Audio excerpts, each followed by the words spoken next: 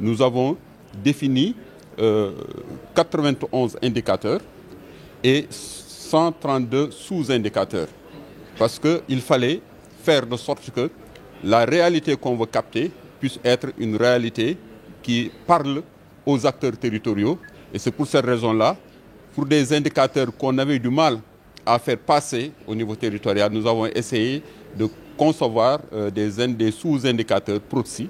donc pour pouvoir bien les capturer au niveau des communes. Et aujourd'hui, nous sommes en mesure, en tout cas, de dire voilà, pour la région de Saint-Louis, la situation sur les ODD, et par rapport aux cibles qui ont été fixées, voilà les gaps,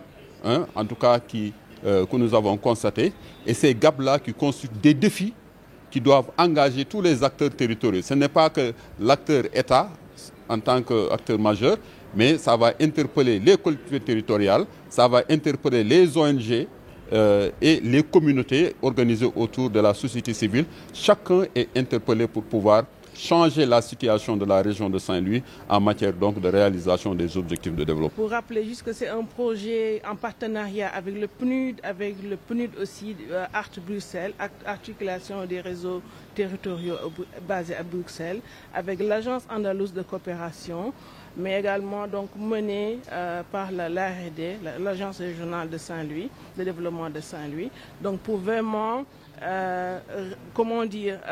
mettre vraiment en place une situation de référence, mais un système de suivi des ODD. Vous savez que les objectifs de développement durable sont un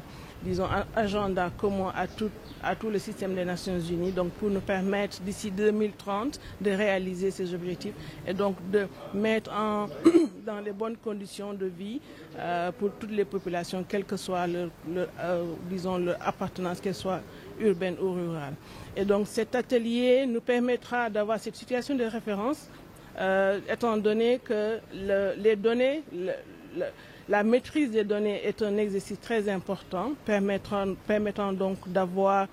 la situation de départ, mais aussi nous permettre de poser les jalons pour savoir où est-ce qu'on va, comment est-ce qu'on peut donc mesurer ces indicateurs et s'assurer qu'on est dans la bonne voie. C'est une approche extrêmement importante et qui devrait être répliquée dans d'autres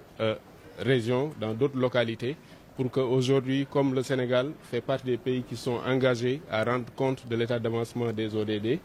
que des données soient disponibles pour que périodiquement le Sénégal donc puisse rendre compte de l'état d'avancement. Et cette territorialisation également permet de répondre à un principe très important des ODD qui est de ne laisser personne pour compte.